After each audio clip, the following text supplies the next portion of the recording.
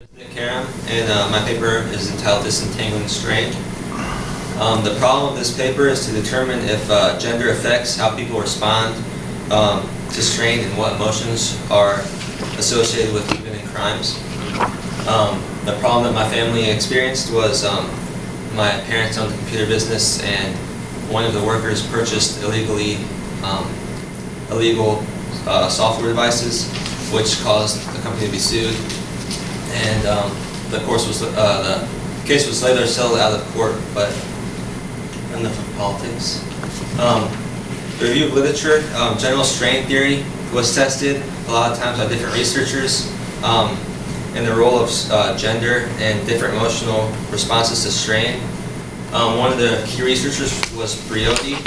He determined that emotional response to strain is a true predictor of crime.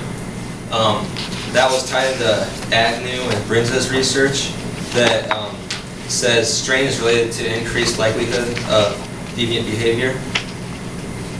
The general strain theory was a theory tested, and it wanted to find the relationship between strain, personal attributes, emotions, gender, and deviance. The hypothesis tested, does difference in gender determine response to strain and what emotions are present when crimes are committed? And the second hypothesis, or do different emotional responses to strain, are they linked to different types of deviance?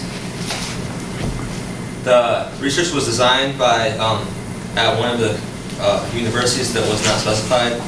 705 undergraduate sociology majors volunteered for this study.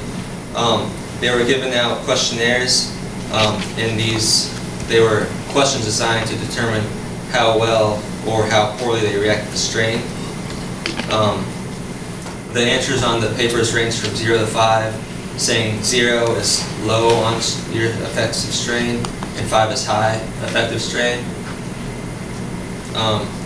The analysis of data, the first hypothesis, the difference in gender determines response to strain and what emotions are present when crimes are committed. Men scored the mean of 1.72 and males of 0.46, which basically says that men commit higher crimes than females, and that theory is accepted. The second hypothesis tested was, do different emotional responses to strain, are they linked to different types of deviance? Men were 0.19 and females were 0.36, those were their mean scores. There's a lot of statistics in that, and it basically just says that the hypothesis was accepted. The conclusion, the data shows that males commit more crimes than females, and there is evidence of a relationship between types of strain and negative affected states. There was also a difference between genders. Both genders